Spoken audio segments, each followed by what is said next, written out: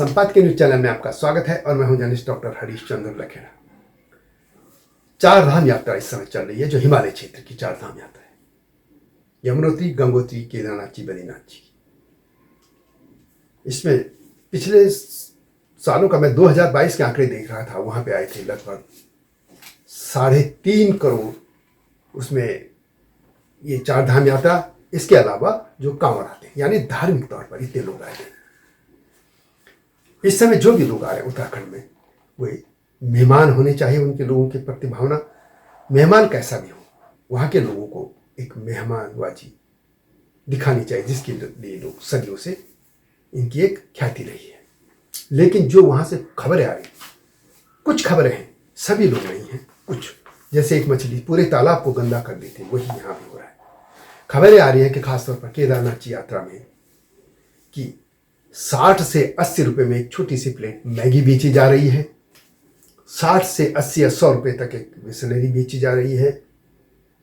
10-10 हजार रुपए का एक कमरा किराए पे दिया जा रहा है, और भी अन्य चीजें बहुत दुगने तिगने दामों में बेची जा रही है। और कुतर्क देने वाले ये कह रहे हैं कि जी वहां पर धुलाई कैसे होगी, धुलाई से ये होता है, और मैदानों में तो सीधे इतने धुलाई का नियम, तो खच्चरों से वगैरह वगैरह की बात कर रहे हैं। अब बात करते हैं कि क्या ये सत्य है। जब तक मैं इसमें विस्तार से आपसे कहूँ, तब से अनुरोध है कि इस चैनल को, जो संपादकीय न्यूज चैनल, जिन्होंने सब्सक्राइब नहीं किया उसको सब्सक्राइब अवश्य कर लीजिए। अब बात करते हैं चार धाम यात्रा की। इस बारे में बोलने से पहले आपको एक घटना का मैं उल्लेख कर दूंगा। कई बार मैं इस घटना का उल्लेख कर चुका हूँ, चूंकि इस वीडियो का मामला है, मैं फिर कर रहा हूँ। और लगभग 10-15 साल पहले की बात, 10-12 साल पहले की, मैं गया था चेन्नई। वहाँ इलेक्शन हो रहे थे पूरे तमिलनाडु के। चेन्नई के बाद मैं गया था मदुरई।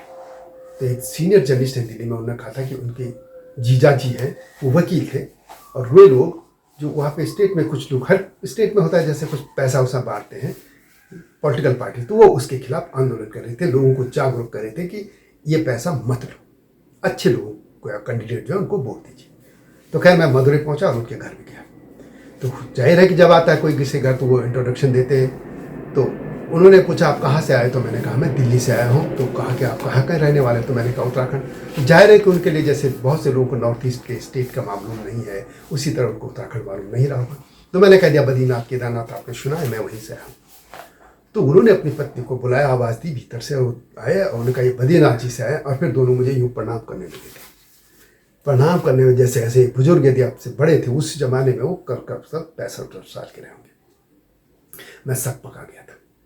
मैंने कहा आप ऐसे क्यों कर रहे हैं? बोला हम एक बार वहाँ बद्रीनाथ धाम यात्रा पे गए थे, बहुत अच्छे लोग हैं, बहुत अच्छे, और हमें लगा कि आप बद्रीनाथ जी के यहाँ से मेरे द्वार पे आए।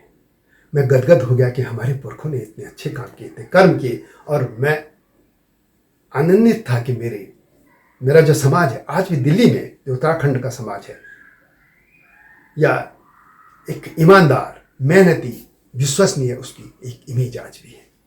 मेहमानों वाजी जो कहते हैं उसके लिए, मैं जो आपके घर में आ जाए, अतिथि देवो भव, ये होता है।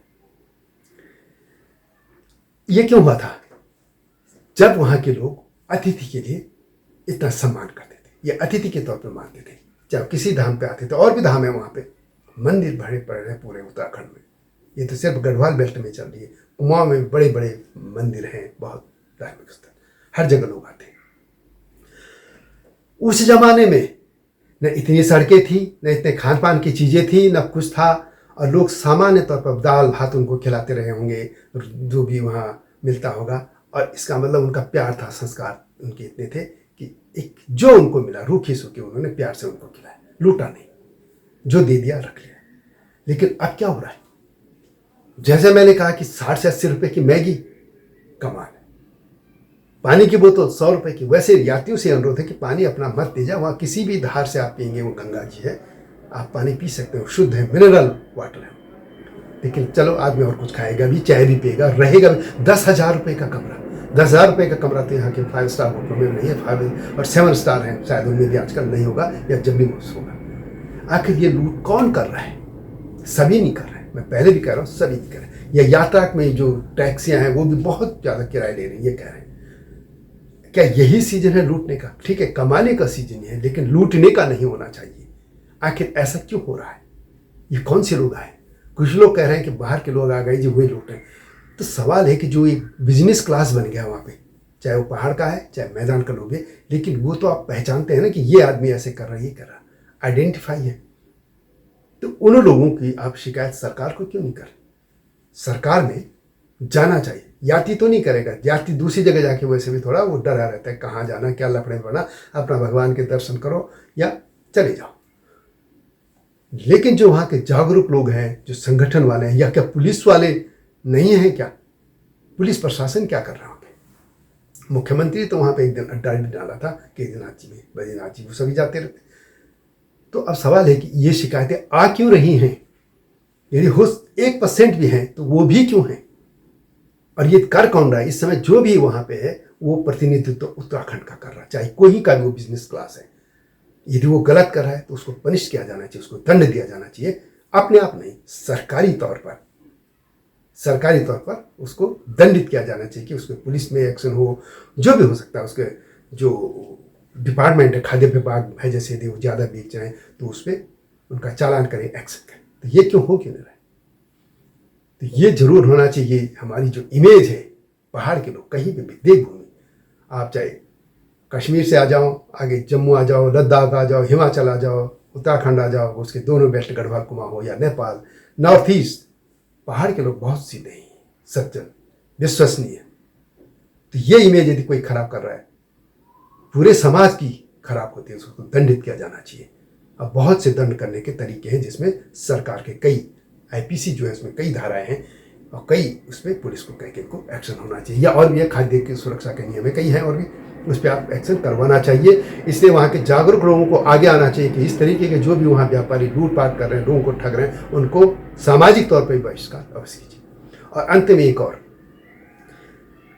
यात्रियों से भी एक अनुरोध है कि आप वहाँ हुक्का पीजिए, कुत्ता ले जाए कहाँ, लेकिन तीर्थ यात्रा पे मत कीजिए काम। आप धार्मिक पर्यटन स्थल जो हैं उनको धार्मिक रहने चाहिए।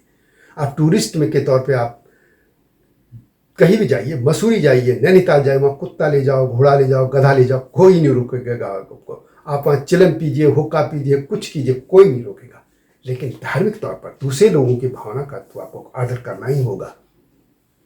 इसलिए सभी से रिक्वेस्ट है, दोनों पक्षों से, यदि आप व्यापारी वर्ग हैं, आप यदि लोगों को ठग रहे हैं, लूट रहे हैं, तो इसे तुरंत रोक दीजिए।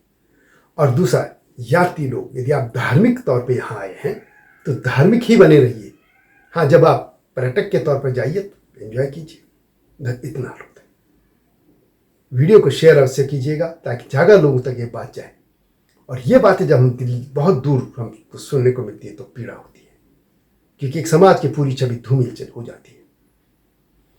वीडियो की कमेंट में मैं इंतजार करूंगा कि आपके कमेंट आए, और नए मुद्दे के साथ जल्दी आपके पास आऊंगा। तब तक नमस्कार।